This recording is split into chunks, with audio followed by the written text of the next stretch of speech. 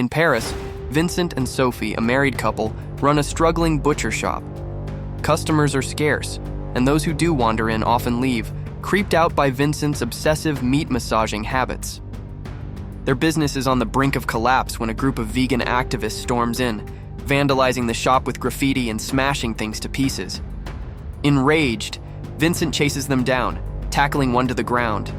But before he can unmask the culprit, the rest of the gang comes back, knocks him down, and escapes. Later that night, over dinner with their wealthy butcher friends, Mark and Stephanie, Vincent and Sophie reveal that the bank has refused them a loan, sealing their fate as bankrupts. Mark, ever the show-off, brags about his own booming business and gifts Vincent a gun for protection. Though Vincent hesitates, he doesn't even have a permit, Mark insists, even demonstrating by shooting a toy floating in the pool. On the drive home, a distracted Sophie drops a bombshell. She wants to separate. Their marriage has lost its spark, and she craves excitement. But Vincent isn't really listening. His attention is locked onto something else. The activist from earlier, pedaling away on a bicycle. Acting on impulse, Vincent slams the car into reverse, determined to confront him. Instead, he accidentally runs the young man over, killing him instantly. Panic sets in. He wants to call the police, but Sophie, ever the pragmatist, points out the obvious. He's been drinking, there's an illegal gun in the trunk, and no one would believe it was an accident. Then, recalling a crime documentary she watched, she suggests a morbid solution. Dismember the body and dispose of it in garbage bags, just like a famous serial killer did. That night, Vincent finds himself in his butcher shop staring at the lifeless body on his cutting table. His instincts take over. With practiced hands, he carves the corpse into pieces, reducing it to neat, manageable portions. An ear falls to the floor, and their dog snatches it up, devouring it with relish. Intrigued, Vincent tosses the other ear, same reaction. A thought flickers in his mind. The next morning, Vincent rushes to the shop only to find that Sophie has already sold the human meat he left out, mistaking it for a new cut. Before he can react, the customer returns, raving about its incredible taste and demanding more. Vincent tries to steer her toward something else, but she refuses, insisting on the same Iranian pork. Even Sophie, curious now, takes a bite and declares it the best meat she's ever tasted.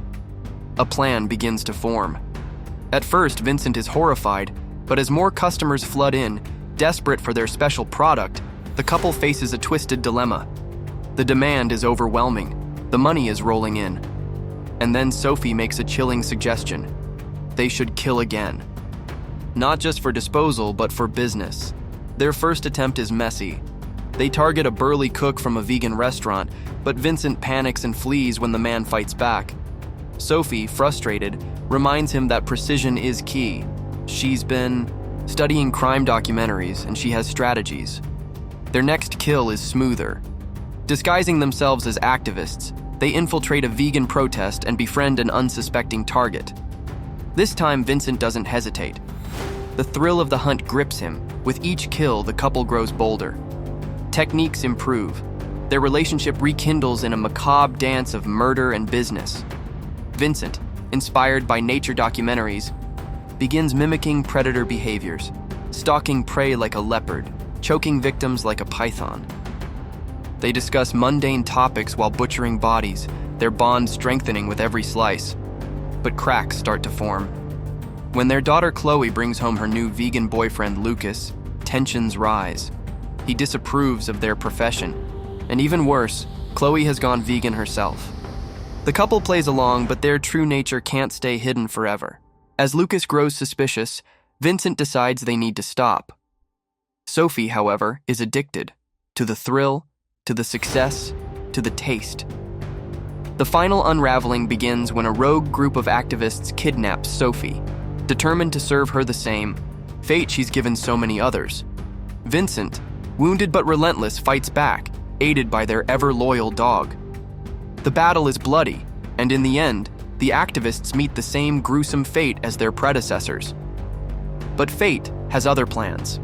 A tiny mistake, an overlooked pacemaker, leads investigators right to them. The couple is arrested, their horrifying secret exposed. At trial, when asked if they have any regrets, Sophie's response is as chilling as ever. Only that one of them had a pacemaker. Their story ends behind bars, but their legacy? That lingers, a gruesome tale of desperation, appetite, and the dark primal instincts lurking beneath civilization's surface. Thanks for watching. Subscribe if you like the content for more.